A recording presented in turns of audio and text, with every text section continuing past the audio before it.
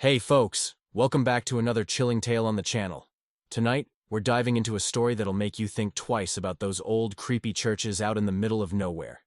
Picture a foggy hill, a priest with a heavy heart, and a secret buried under stone that's been waiting centuries to wake up. This is the curse beneath the church, and trust me, it's gonna keep you up at night. So, grab a blanket, dim the lights, and let's get started. Don't forget to hit that like button and subscribe so you don't miss the next part of this spooky ride. The wind howled soft and low over the hills of Havenwood, Oregon, carrying fog that clung to the grass like a ghost. St. Matthias Church sat alone on a rise, its gray stone walls weathered by time, its steeple cutting into the misty sky. The place was small, barely big enough for the 50 or so folks who showed up for Sunday Mass, but it had a weight to it, like the air was thicker inside those walls. Father Thomas Harrow, the priest who called it home, didn't mind the quiet. At 42, he liked the rhythm of his days. Morning prayers, tending the garden out back, and playing old hymns on the creaky organ that wheezed with every note. But some nights, when the fog rolled in heavy, he'd catch himself staring at the church's shadows, feeling like they stared back. Thomas wasn't always a priest. Growing up in Portland, he was just a kid who loved comic books and sneaking candy from his sister Lucy's stash. Lucy was his best friend, 2 years younger, with a laugh that could light up a room. When she got sick at 10, everything changed. The hospital visits, the prayers that went unanswered, the way her smile faded. It broke him. She died at 12, and Thomas, barely 14, stopped believing in much of anything. He found his way to the church years later, looking for answers, but the guilt never left. He should have done more. Been there more. Saved her somehow. That weight followed him to Havenwood, to this little church with its chipped paint and creaking floors. The townsfolk liked Thomas. He was kind, always ready, with a smile or a story, but they whispered about St. Matthias. Built in 1763, it was older than Havenwood itself, and the graveyard out back held stones so worn you couldn't read the names. There was a door in the church's basement, stone and locked tight, that nobody talked about much. Old priests said, it hid a slab from the settler days, something about keeping bad things buried. Thomas laughed it off when he arrived 3 years ago. Ghost stories didn't scare him, but he never went near that door, not once. It felt wrong, like the air around it was too cold. 3 months back, everything started to shift. It was a Tuesday, gray and damp, when Margaret Klein burst into the church, her face pale as ash. Margaret was a regular, a grandmother who baked pies for the potlucks, but now her hand shook as she grabbed Thomas's arm. "Father, it's Emily," she said, voice cracking. "My granddaughter. Something's got her." Emily was 10, a shy kid with pigtails who liked drawing horses. Margaret said she'd changed, screaming in a voice too deep for a child, smashing plates, and scratching symbols into the walls. "It's not her," Margaret whispered. "It's something else." Thomas had never done an exorcism. He'd read about them in seminary, sure, but that was for big city priests, not a guy like him. Still, he couldn't say no. Margaret's eyes were desperate, and Emily was just a kid. He called the diocese, got permission, and drove to the Klein house with his Bible, a vial of holy water, and a silver cross that felt heavier than it should. The air in Emily's room was sour, like wet earth. She sat on her bed, eyes wild, her hands clawing at the air.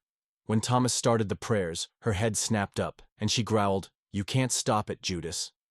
Her voice wasn't hers, it was low, rough, like gravel. He kept going, splashing holy water, reciting Latin he barely remembered. Emily thrashed, then went limp. After 3 days, she was herself again, smiling, asking for ice cream. Margaret cried and thanked him, but Thomas felt off, like he'd brought something back. Driving to the church that night, he caught a shadow in his rearview mirror just for a second, a shape that wasn't there when he turned. Back at St. Matthias, things got weird. During Mass, a candle on the altar flickered out, though there was no breeze. The organ let out a single sour note while Thomas was locking up, even though nobody was near it. He told himself it was nothing, just old wiring, old pipes. But at night, alone in his room behind the sacristy, he started dreaming. Inchedi. The dreams. Lucy stood by the basement door, her hospital gown hanging loose, her eyes black as oil. She didn't speak, just pointed at the stone door, her finger trembling. The slab behind it glowed red, pulsing like a heart. Thomas woke up sweating, his arm aching, and found 3 scratches, shallow but real, right where Lucy's hand had touched him in the dream. He prayed harder, kept his rosary close, but the dreams kept coming. One night, he woke to a sound. 3 soft knocks from the basement. He froze, waiting, but they didn't come again. The next Sunday, after Mass, Thomas noticed something new. The wooden altar, polished smooth, had a mark carved into it, a symbol like a twisted cross inside a circle. He'd seen it before, in Emily's room, scratched into her wall. His stomach turned. He grabbed a cloth, tried to scrub it out, but the mark stayed, like it was burned in. That night he sat in the pews, staring at the altar, the cross above it, the shadows that seemed to move when he blinked. The church wasn't quiet anymore. It was waiting. He didn't know it then, but those scratches, that symbol, were just the start. Something was waking under St. Matthias, something tied to that slab in the basement, and it knew his name. It knew his pain. And it was hungry. The symbol carved into the altar stared up at Father Thomas Harrow like a wound that wouldn't heal. It was late, the church dark except for a single candle flickering on the sacristy table, its light barely reaching the pews. Thomas ran his fingers over the twisted cross inside a circle, the wood rough under his touch. He'd scrubbed it with soap, sanded it, even prayed over it. But the mark stayed, deep and stubborn, like it belonged there. 3 days had passed since he'd found it, 3 days since the organ played that sour note on its own, and the quiet of St. Matthias Church was gone. The air felt heavy now, like a storm was coming, and Thomas couldn't shake the feeling that something was watching him from the shadows. He hadn't slept much since the exorcism. Emily Klein was back to normal, or so her grandmother Margaret said, drawing horses and giggling again. But Thomas wasn't right. The scratches on his arm from his dream about Lucy still stung. 3 red lines that wouldn't fade. At night, he heard those 3 knocks from the basement, soft but sharp, like someone tapping with a knuckle on stone. He'd stand at the top of the stairs, clutching his rosary, waiting for more. But the sound never came again until the next night. The dreams were worse. Lucy kept showing up, standing by the locked stone door in the basement, her hospital gown, swaying, her black eyes fixed on him. "Open it, Judas," she'd whisper, her voice too deep, too wrong. He'd wake up gasping, his chest tight, the room colder than it should be. The church was acting up too. During Mass, hymnals slid off the racks, landing open to pages nobody sang from. The candles on the altar went out mid-prayer, wax pooling like tears. Old Mrs. Carter, who always sat in the front pew, swore she saw a girl's shadow slip through the graveyard when she left last Sunday. It wasn't Emily, she told Thomas, her voice shaky. It was something else. He tried to brush it off, saying it was just the fog playing tricks, but his gut twisted. Havenwood was a small town, full of stories about St. Matthias, how the wind sounded like voices, how the graveyard stones moved an inch every year. Thomas had laughed at those tales when he arrived, but now they didn't seem so funny. He needed answers. The symbol on the altar matched the ones Emily had scratched into her walls during her possession, and Thomas couldn't ignore it anymore. That afternoon, he climbed the narrow stairs to the church's library, a dusty room above the sacristy with sagging shelves and a single window that rattled in the wind. He'd been there before, looking for old baptism records but never dug deep. Now, he pulled books one by one, sermons, hymnals, a moldy ledger from 1802. Nothing stood out until he reached for a Bible on the top shelf, and his hand brushed something cold, like metal. He froze, then pushed the Bible aside. Behind it, tucked into a gap in the wall, was a book bound in cracked leather, its cover etched with faded Latin, Liber Umbrarum, Book of Shadows. A rusted iron chain wrapped around it, locked tight with a clasp that looked older than the church itself. Thomas's heart pounded. He tugged the book free, dust swirling, and set it on the table. It was heavy, the leather cold under his fingers. When he touched the chain, a chill ran up his arm, and for a second, he saw something. A vision, quick and sharp, of a cloaked figure standing over a glowing stone slab, chanting words he couldn't understand. He blinked, and it was gone, but his hands shook. A piece of parchment slipped from the cover, yellowed and brittle. Thomas unfolded it, his breath catching. In spidery handwriting it read, "Do not open unless the stone calls. The shadows wait." He stared at the words, his mind racing. The stone. Did it mean the slab behind the basement door?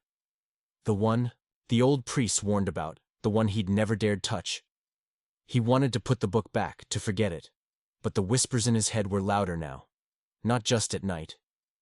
"Judas," they said, soft and sharp, like Lucy's voice twisted by something else.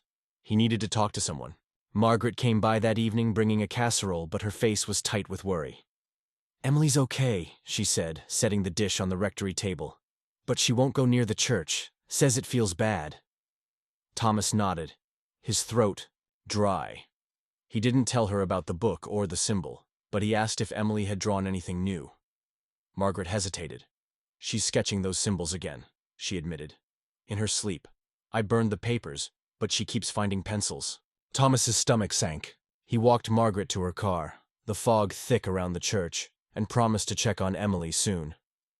On his way back, he passed the graveyard, the stones crooked under the mist. A kid's voice made him stop. Tim, a boy from town, maybe 8, was standing by the fence holding a flashlight. "Father, I saw Emily here last night," Tim said, his eyes wide. "She was drawing in the dirt, that weird cross thing. She didn't see me." Thomas knelt, keeping his voice calm. "Where, Tim?"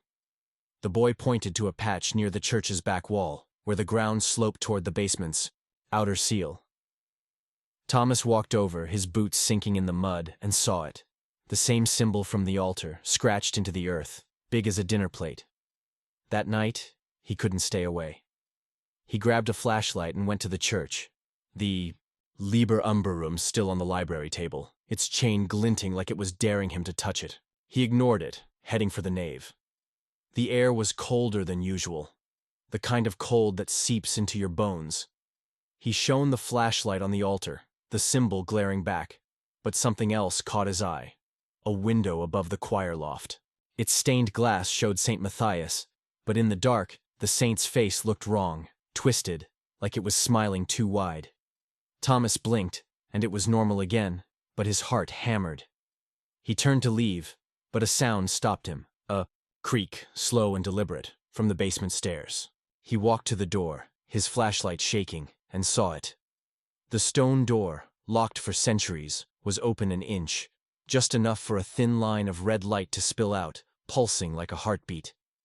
The whispers came then, not in his head, but from below, a chorus of voices, Lucy's among them. "Open it, Judas! Set us free!" Thomas stepped back, his cross burning against his chest, and slammed the door shut, his hands trembling. The light went out, but the whispers didn't stop. They were in the walls now, in the church, in him. The stone door in the basement stayed shut, but Father Thomas Harrow couldn't shake the red glow he'd seen leaking through that inch-wide gap. It was like the church itself was holding its breath, waiting for him to make a move. He hadn't slept in days, not really. Just snatches of rest broken by whispers that crawled through the walls of St. Matthias, calling him Judas in a voice that sounded too much like Lucy's. The Liber Umbrarum sat locked in the church safe, its chain rattling when he walked by, like it was alive. The symbol scratched into the altar, the same one Emily had drawn, seemed to pulse in the candlelight, and Thomas knew he couldn't ignore it anymore. Whatever he'd stirred up during that exorcism wasn't gone. It was here, in the church, and it was getting stronger. He needed to know what he was dealing with. The next morning, he drove to Havenwood's only payphone, a rusted relic outside the diner, and called Father Elias, a retired priest who'd served at St. Matthias back in the 70s. Elias lived in a nursing home 2 hours away, his voice crackly over the line but sharp with memory. "Thomas, you shouldn't have opened that door," Elias said when Thomas described the red light. "That slab down there, it's not just a story. Thomas gripped the receiver, his knuckles white. "What's it holding?" he asked. Elias sighed, like he'd been dreading this question. "Something old. Something they called Umbra. The settlers buried it to keep it locked away." Elias's words came slow, piecing together a history Thomas wished he'd never heard. In 1763, when Havenwood was just a cluster of cabins, a group of settlers built St. Matthias over a patch of land the natives avoided. They'd found a stone slab in the dirt, carved with symbols nobody could read, and a preacher claimed it was a pagan altar, tied to a shadow that ate souls. The settlers tried to destroy it, but their tools broke, and men who touched it went mad, babbling about a darkness that whispered their sins. So they buried it under the church, sealed it with prayers, and locked a door over it. The Liber Umbrarum, Elias said, was written by a defrocked priest who'd tried to summon the shadow, Umbra, before the settlers burned him at the stake. "That book's a trap," Elias warned. "It promises power, but it only wakes the thing in the stone." Thomas's throat went dry. "What's the curse?" he asked. Elias paused, his voice low. "Every priest at that church is bound to guard the slab. Umbra can't break free unless you let it, but it'll use your pain, your guilt, to trick you. You did that exorcism, didn't you? That's what woke it." Thomas thought of Lucy's face in his dreams, her black eyes, the scratches on his arm. "How do I stop it?" he said. Elias's answer was grim. "Keep the book locked. Don't touch the slab. And pray, Thomas. Pray hard." Back at the church, things were worse. The air felt sour, like damp earth after a storm. During evening prayers, the cross above the altar tilted, just enough to make Thomas's heart skip. He righted it, but the metal burned his hands, leaving red marks. Parishioners were staying away now, their pews empty. Old Mrs. Carter called, saying she'd seen that girl's shadow again in the graveyard, and Tim's mother said the boy was drawing the twisted cross symbol on his bedroom walls. Thomas wanted to check on Emily, but Margaret wasn't answering her phone, and the fog outside was so thick it swallowed the road. The whispers were constant now, not just at night. They followed him through the church, weaving through the creaks of the floorboards, Lucy's voice mixed with others, all saying, "Judas, open it." He kept the Liber Umbrarum in the safe, but one night he found the safe open, the book on the pulpit, its chain loose, like it had unlocked itself.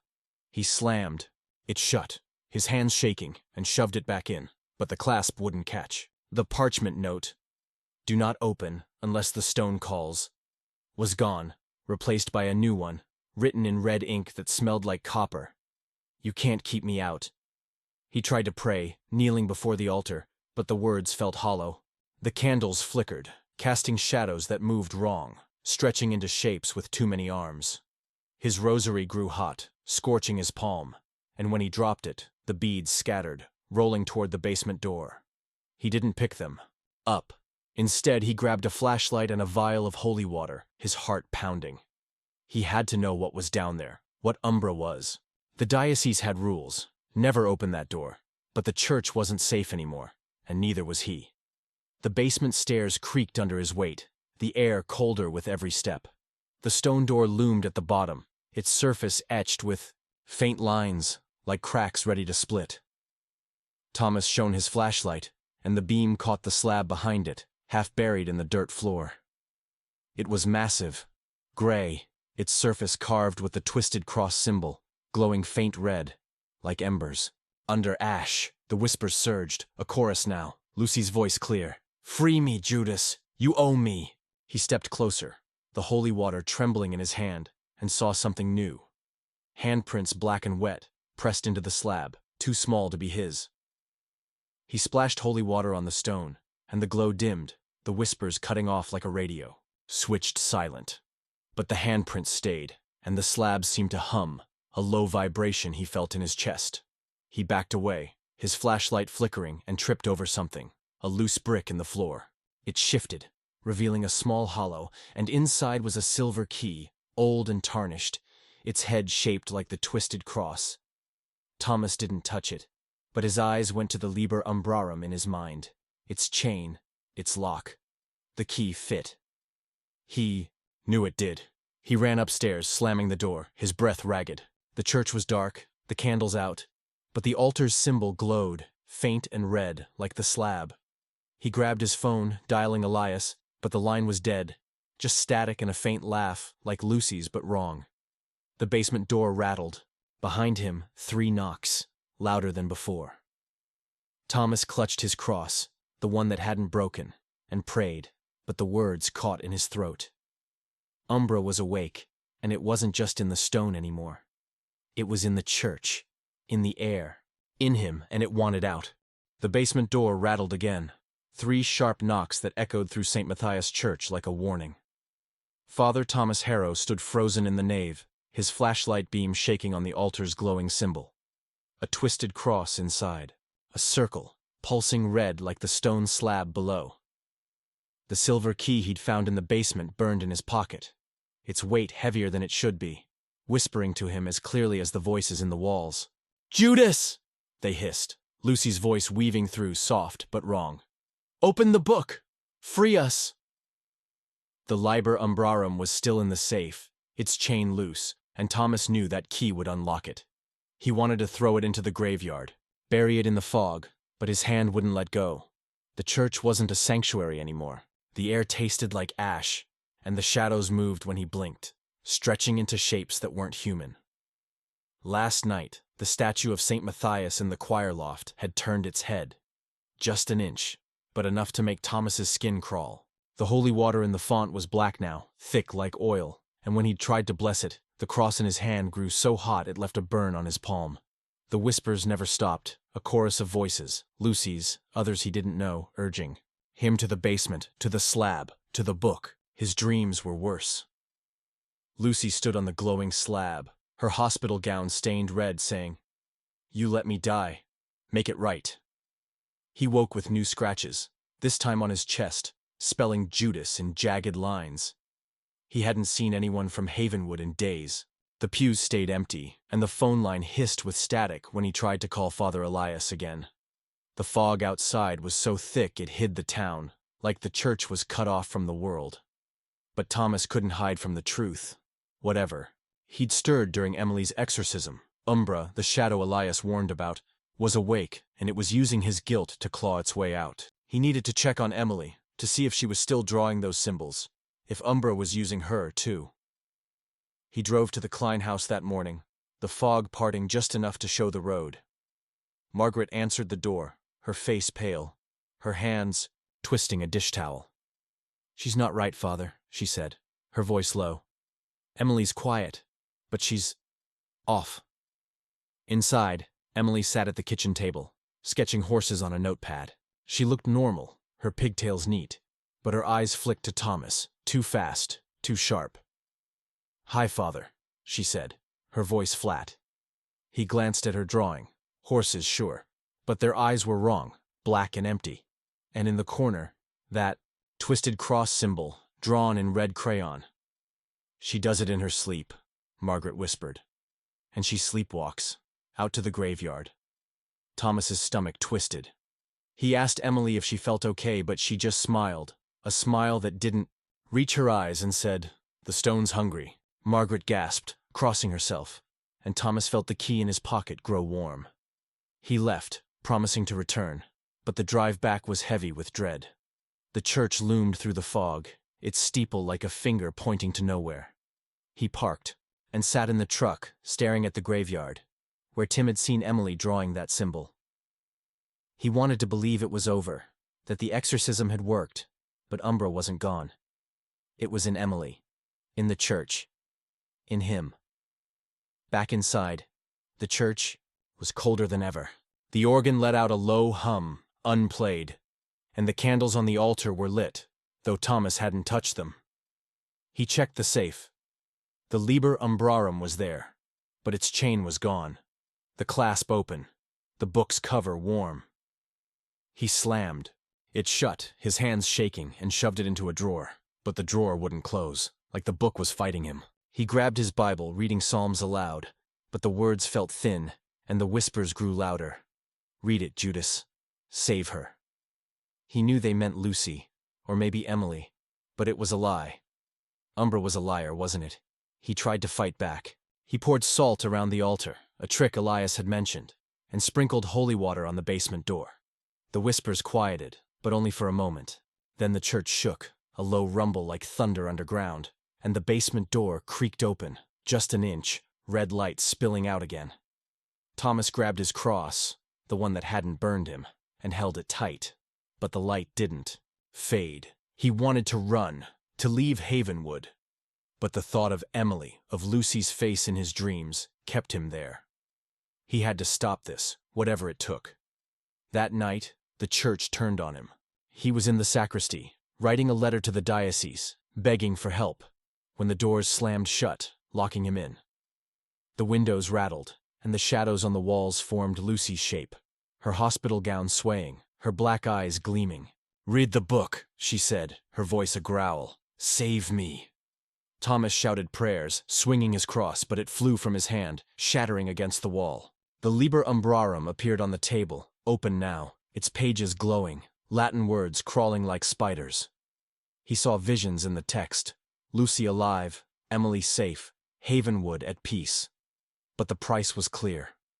Open the slab, let Umbra out.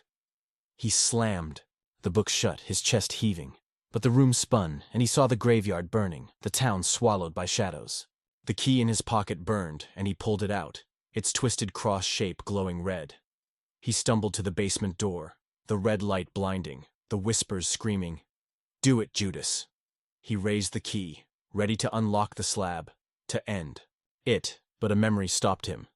Lucy's real laugh, not the shadow's lie, from a summer day when they'd chased fireflies. She wouldn't call him Judas. She'd call him Tommy.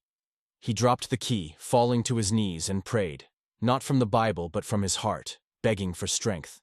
The light dimmed, the whispers faded, but the door stayed open, and the slab's hum grew louder, like a heartbeat. Thomas crawled back upstairs, his body heavy, and collapsed in a pew. The church was quiet, but it was a liar's quiet, the kind that hides a storm. Umbra wasn't done. It was waiting, patient, and Thomas knew he couldn't fight it alone. He needed Elias, the diocese, someone. Because if he opened that book, if he used that key, Havenwood would pay the price, and Lucy's memory would be lost forever. Father Thomas Harrow slumped in the pew, his breath ragged, the silver key cold in his hand. The basement door of St. Matthias Church stood open below, its red glow dim but pulsing, like a wound that wouldn't close. The Liber Umbrarum lay, shut on the sacristy table, its pages still, but Thomas felt its pull, a whisper in his bones promising peace if he'd just read it. Unlock the slab, let Umbra out. The scratches on his chest spelling Judas burned, and Lucy's voice, twisted, wrong, echoed in his head. Save me, Tommy. He'd come so close to giving in, raising that key. But her real laugh, soft and bright from a long-ago summer, had stopped him. Umbra was a liar, but it was strong, and Thomas was breaking. The church was a battlefield now. The altar's twisted cross symbol glowed brighter, casting shadows that slithered across the walls. The organ groaned, playing notes that twisted into a mockery of hymns, and the air smelled like damp earth and something sour like decay. Thomas hadn't heard from Father Elias, and the phone was dead, the fog outside so thick it hid Havenwood entirely. He was alone, trapped in a church that wasn't his anymore, with a book that wanted his soul and a slab that wanted his blood. But he couldn't run, not with Emily sleepwalking to the graveyard, not with the town at stake, not with Lucy's memory on the line. He needed to fight back, but how? Elias's warning rang in his ears. Keep the book locked. Don't touch the slab. But locking it wasn't enough. Umbra was awake, and it was spreading. Thomas grabbed a bag of salt from the rectory kitchen, remembering Elias's advice about protective barriers, and poured a thick circle around the altar, muttering prayers. The whispers quieted, but the glow from the basement flared, and the Liber Umbrarum thumped inside the drawer like it was knocking to get out.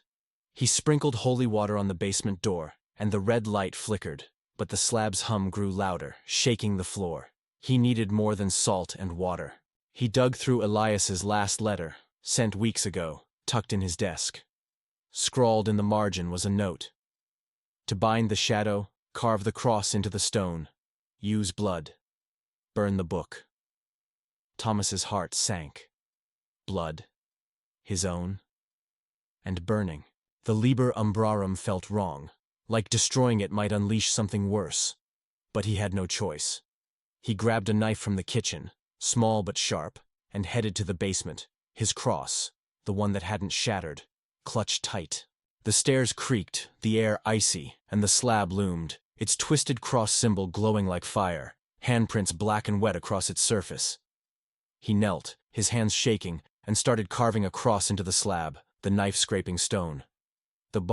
Whispers screamed, "Judas, stop!"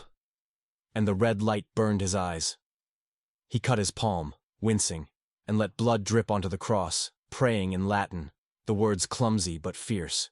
The slab trembled, cracks spreading, and the glow dimmed, the whispers fading to a hiss. For a moment, Thomas thought he'd won. Then the Liber Umbrarum appeared on the slab, its pages open, glowing, showing visions, Lucy laughing, Emily safe, Havenwood green and alive. "Read it," the book seemed to say. "No blood, no pain, just freedom." Thomas slammed it shut, his blood smearing the cover, and ran upstairs, locking the book in the safe again. But the visions lingered, and his guilt tore at him. What if Umbra could save Lucy somehow? What if he was wrong to fight? He shook his head, focusing on Emily. He drove to the Klein house, the fog parting like a curtain.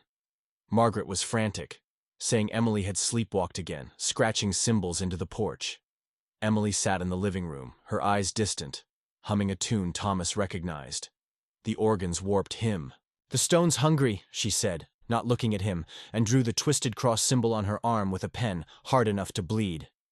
Margaret sobbed, and Thomas promised to fix it, but his voice shook.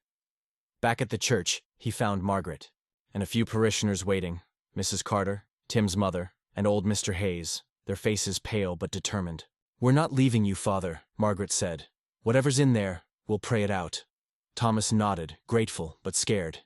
He gave them salt, telling them to stay in a circle near the altar, and handed out rosaries. They prayed, their voices trembling, but the church fought back. Shadows swirled outside the salt, forming faces, loved ones, dead relatives, begging them to step out. Mrs. Carter nearly broke, seeing her late husband, but Thomas pulled her back, his own heart breaking as Lucy's face appeared, smiling, then snarling. The basement door flew open, red light flooding the nave, and Emily appeared, standing in the doorway, her eyes black. "Open it, Father," she said, her voice deep, not hers. Thomas grabbed his cross, shouting prayers, but Emily lunged, scratching at him, her nails carving the Judas symbol into his arm. Margaret screamed, pulling Emily back, and Thomas poured salt around her, trapping her in a smaller circle. Emily hissed, then went limp, sobbing. "It's in my head." Thomas's chest tightened. He'd saved her once, but Umbra wasn't letting go. The slab's hum was deafening now. The church, shaking, pews cracking. Thomas knew he couldn't wait for Elias or the diocese. He grabbed the knife, ready to carve the slab again, but Umbra's voice boomed, not from the basement, but inside him. "Give me your soul, and they live." Emily, Havenwood, Lucy. Subere, Liber Umbrarum was in his hands, though he didn't remember taking it, its pages open, glowing, the ritual clear. One chant, one unlock, and Umbra would spare them all. Thomas's hand hovered over the key in his pocket, his blood dripping. Lucy's laugh in his ears, her real laugh, not the shadow's lie.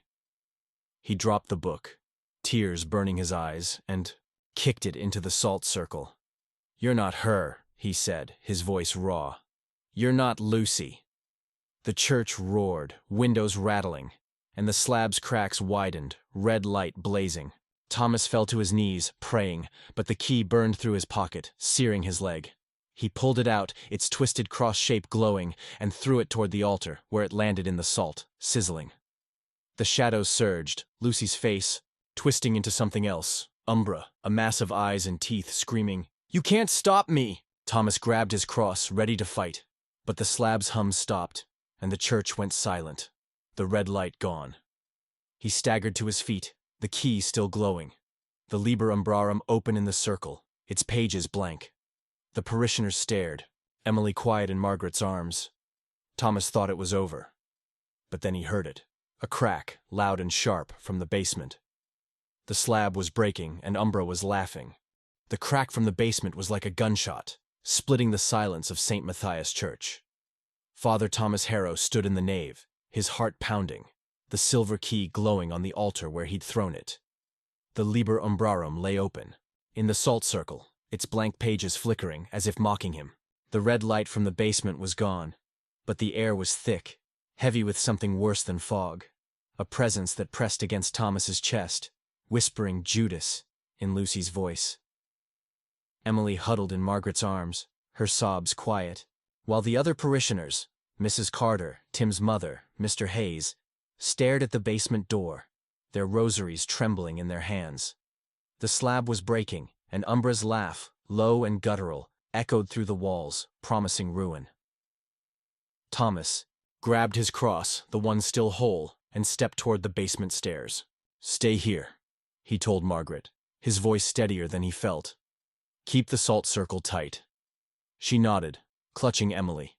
But Mrs. Carter whispered, "Father, you can't go down there alone." Thomas didn't answer. He had to. Umbra wasn't just after him. It wanted Havenwood, Emily, everyone, and he'd woken it with that exorcism. Lucy's memory, her real laugh, burned in his mind, giving him strength. He wouldn't let the shadow twist her again. The basement was colder than ever, the air like ice in his lungs. The stone slab cracked down the middle, pulsed with a black light now, not red, its twisted cross symbol writhing like a living thing. The handprints on its surface moved, sliding toward the crack, and the whispers surged, 100 voices, Lucy's, Elias's, strangers, screaming, "Free me!" Thomas raised his cross, praying in Latin. But the slab shuddered, and the crack widened, spilling shadows that swirled like smoke. They formed a shape, Umbra, a mass of darkness with countless faces. Lucy's among them, her black eyes pleading, then twisting into a snarl. "You can't stop me, Judas," it said, its voice a chorus, shaking the walls. Thomas poured salt around the slab, his hands shaking, and splashed holy water. But Umbra laughed, the shadows swallowing the salt, turning the water to steam. The Liber Umbrarum appeared on the slab, its pages flipping, showing visions, Havenwood burning, Emily screaming, Lucy reaching for him. "Read it," Umbra hissed. "Save them." Thomas grabbed the book, ready to tear it apart, but it burned. His hands and the pages bled, red ink spelling Judas over and over. He dropped it, his skin blistering, and saw the key on the altar upstairs, glowing through the open door, calling him. He ran back to the nave, where the parishioners prayed, their voices faint against Umbra's roar. Emily was standing now, outside. The salt circle, her eyes black again, chanting in Latin, "The stone hungers." Margaret screamed, reaching for her, but Thomas pulled her back, shouting, "Don't break the circle!" He grabbed Emily, dragging her into the salt, but she clawed at him, her nails drawing blood, the Judas symbol burning on his arm. "It's in me," she sobbed, her voice hers for a moment, and Thomas's heart broke. He couldn't save Lucy, but he'd save Emily. He remembered Elias's note. Carve the cross, use blood, burn the book. The book was too strong to burn, but the cross, he could try. He grabbed the knife from his pocket, its blade still stained with his blood, and ran to the basement, Umbra's shadows chasing him, forming faces of past priests, their eyes empty, mouths open in silent screams. "You'll join us," they whispered. But Thomas kept going, kneeling by the slab. He carved a deeper cross, his blood dripping into the cracks, and prayed, not from a book, but from his soul, begging for Havenwood, for Emily, for Lucy's peace. The slab shook, the black light flaring, and Umbra surged, its shadows wrapping around him, cold and heavy, pulling him toward the crack. He saw visions, Lucy dying, Havenwood ash, himself a shadow, forever trapped. But then, he heard her. Not Umbra's lie, but Lucy's real voice, soft and clear. "Tommy, fight."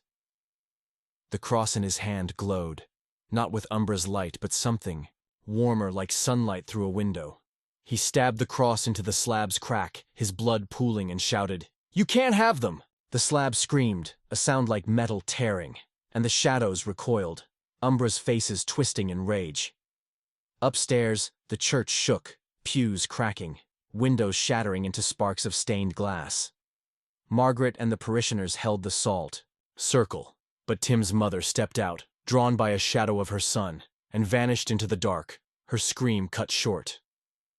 Thomas climbed back up, the glowing cross in his hand, and saw Emily break free, running to the basement. "No!" he yelled, chasing her.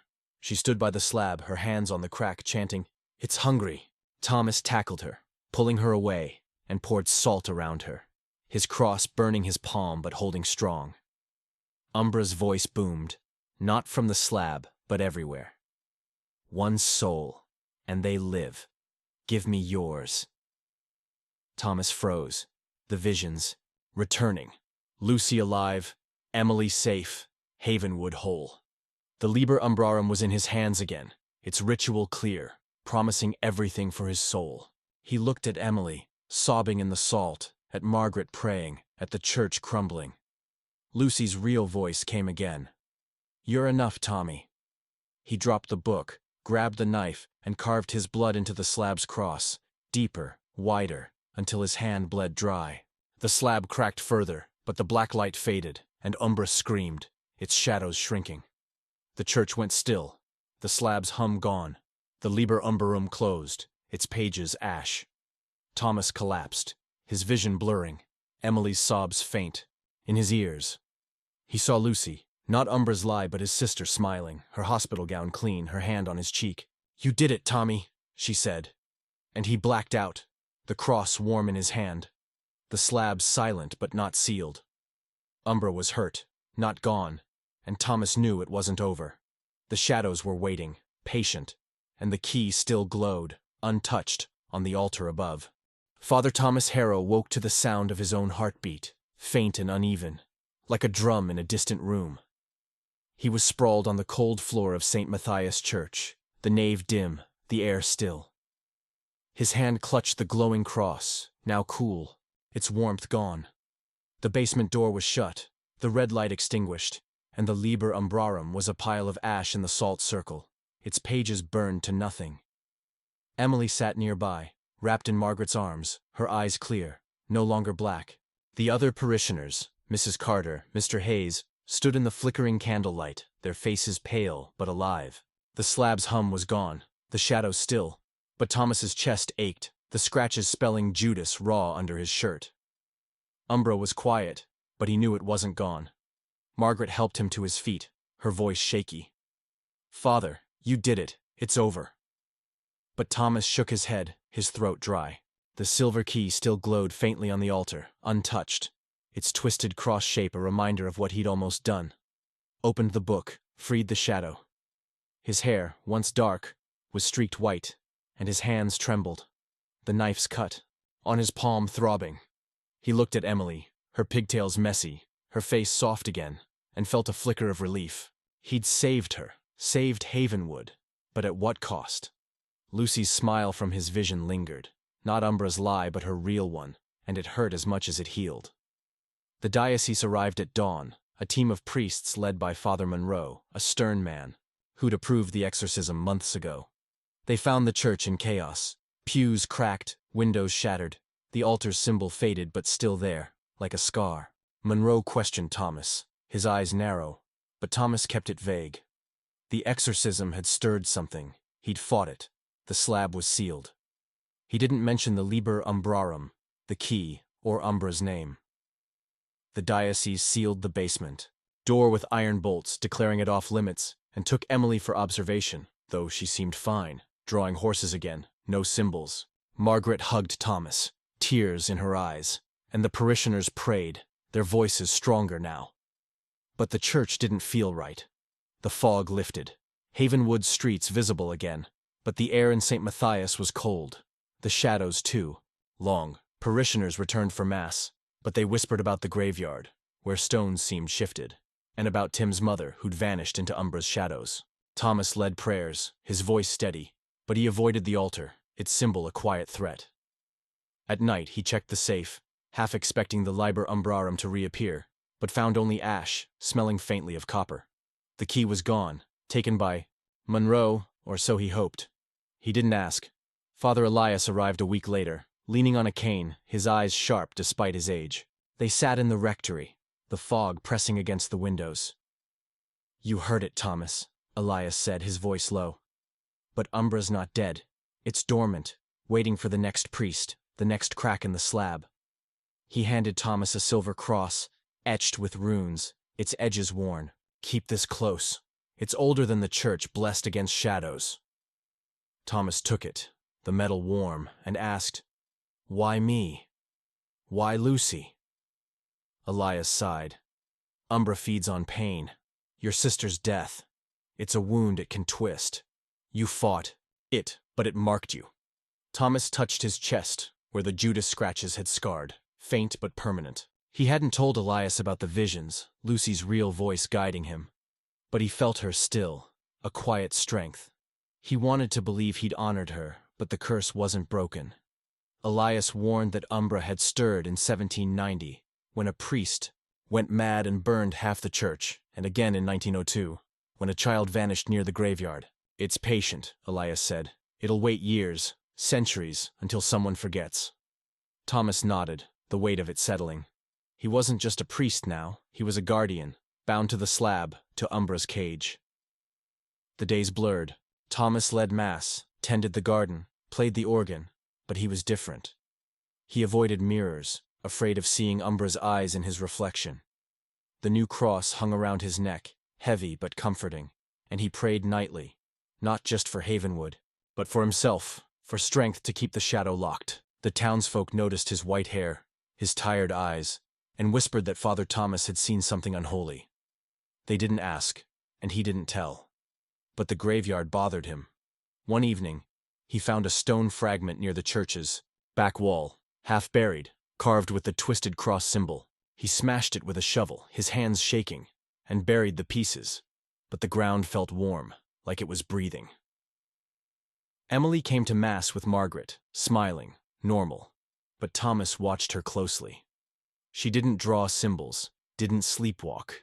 But once, she stared at the basement door, her head tilted, like she heard something. "You okay, Emily?" he asked, his voice soft. She nodded, but her eyes flicked away too fast. Margaret said she was fine, just quiet, but Thomas wasn't. Sure, Umbra had touched her, same as him, and he wondered if it left scars on her too. The church grew quieter, the organ silent unless Thomas played it, the candles steady. But some nights, when the fog rolled in, he heard whispers. Not Lucy's voice, not Umbra's, but something else, faint and far, from the basement. He checked the iron bolts, found them intact, but the door felt warm, like the slab beyond was stirring. He prayed harder, clutching the rune cross, and wrote a letter to the diocese, urging them to send another priest, someone stronger. He didn't send it. Havenwood needed him, and running felt like betraying Lucy's memory. One night, a parishioner, young Sam from the diner, came by, his face pale. "Father, I found something," he said, holding a cloth bundle. Inside was a stone shard, etched with the Judas symbol, dug up near the graveyard's edge. "It was warm," Sam said, his voice shaking. Thomas took it, his heart sinking, and told Sam to keep quiet. He burned the shard in the rectory fireplace, the flames green and sharp, and the whispers came again, louder from below. "You can't bury me." Thomas stared at the basement door, the rune cross warm against his chest, and knew Umbra was waiting, patient, its shadows curling in the cracks of the slab, ready to rise again. The whispers from the basement door were faint now, but Father Thomas Harrow heard them every night. A soft hum, like a snake, coiling in the dark. St. Matthias Church stood quiet under Havenwood's foggy hills, its pews filling again, its candles steady, but Thomas knew better than to trust the calm. The slab in the basement was sealed, the Liber Umbrarum burned to ash, but Umbra's shadow lingered, patient, etched into the scars on his chest, spelling Judas. The rune cross from Father Elias hung heavy around his neck, its warmth a reminder of the fight he'd barely won. Emily was back to normal, drawing horses, but her quick glances at the church made Thomas's stomach twist. The curse wasn't gone, it was sleeping, and he was its keeper. Thomas tried to move on. He led Mass, his voice steady despite the white streaks in his hair, and tended the garden, though the soil near the graveyard felt too warm. The diocese had bolted the basement door shut, but Thomas checked it daily, his fingers brushing the iron, half expecting it to burn. The townsfolk noticed his change, his tired eyes, his quiet prayers, but they didn't ask. Havenwood wanted to forget the cracked pews, the shattered windows, the night Tim's mother vanished into the shadows. But Thomas couldn't forget. The stone shard Sam found, carved with the twisted cross symbol, still haunted him. Its green flames in the fireplace, a warning. Umbra was waiting. He'd written a journal, late at night, detailing the curse, the slab, Umbra's hunger. He meant to send it to the diocese to warn the next priest, but every time he held the pages, the rune cross burned, and he heard Lucy's voice. Not the shadow's lie, but her real one. "You're enough, Tommy." He burned the journal, in the rectory sink, watching the words curl to ash, afraid they'd wake the shadow. The graveyard stayed quiet, but some nights, the fog seemed to move, forming shapes that weren't there when he blinked. He prayed harder, clutching the rune cross, and kept the church doors open, hoping light would keep the dark at bay. A new priest arrived in early spring. Father Daniel, young and eager, his smile too bright for St. Matthias. The diocese insisted. Thomas take a break, move to a monastery in Portland to rest. He didn't argue. He was tired, his scars aching in the fog. But leaving felt wrong, like abandoning Lucy's memory. Before he left, he walked the graveyard, the rune cross, warm against his chest. Near the church's back wall, where Emily had drawn symbols, he found a patch of dirt, freshly turned, warm to the touch. He dug with his hands, heart pounding, and pulled out a fragment of the Liber Umbrarum's cover, its leather etched with a single line in Latin. Umbra dormit, sed non moritur. Umbra sleeps, but does not die. Thomas's breath caught. He burned the fragment in the garden, the smoke bitter, and heard a faint laugh from the basement, too soft for anyone else to notice. He didn't tell Father Daniel. The kid didn't need that weight, not yet. Instead, he gave him the rune cross, lying that it was a gift from Elias. "Keep it close," Thomas said, his voice rough. Daniel nodded, clueless, and Thomas left. Havenwood the next day, the fog swallowing the church in his rearview mirror. He settled at the monastery, leading quiet prayers, but he couldn't shake the feeling that Umbra was watching, waiting for Daniel to falter, for the slab to crack. Again, months passed, and Havenwood sent letters, Margaret's handwriting, Emily's crayon drawings of horses, no symbols. But one letter, from Sam at the diner, made Thomas's blood run cold. "Father Daniel's acting weird," Sam wrote. "He stares at the basement door, hums a tune like the organ's old hymns." And Emily drew that cross again, just once, on her notebook. Thomas called the diocese, urging them to check on Daniel, but they brushed it off. "New priests get nervous," they said. He wanted to go back, to warn Daniel, but the rune cross was gone, and his scars burned at night, like Umbra was whispering through them. One night, Thomas dreamed of Lucy, not in the church, but in their old backyard, fireflies glowing around her. She smiled, her hospital gown gone, her eyes clear. "You did enough, Tommy," she said, her hand light on his. "But don't go back." He woke with tears on his face, the monastery quiet, but the scars on his chest were warm, and he knew Umbra wasn't done. It was in Havenwood, in the slab, in the fog, waiting for a new Judas, a new crack to slip through. He prayed for Daniel, for Emily, for the town, and vowed to stay away, to keep Lucy's peace safe. But the dream lingered, and so did the fear, that he'd left the door open, just an inch. In Havenwood, St. Matthias stood silent, its steeple sharp against the fog. Father Daniel led Mass, his voice bright, but he avoided the graveyard, where stones seemed to shift. Emily stopped drawing, symbols, but she never entered the church, her eyes flicking to the basement door when she passed. One night, a child in town, not Emily, drew the twisted cross symbol on a playground slide, giggling as the fog thickened. The whispers were faint, buried in the slab's cracks. But they were there, patient, eternal. Umbra slept, But it dreamed, and Havenwood's shadows were never truly still. Thomas kept the monastery's routine, his prayers a shield, but he never forgot. He was the guardian, even from afar, and Lucy's smile was his strength.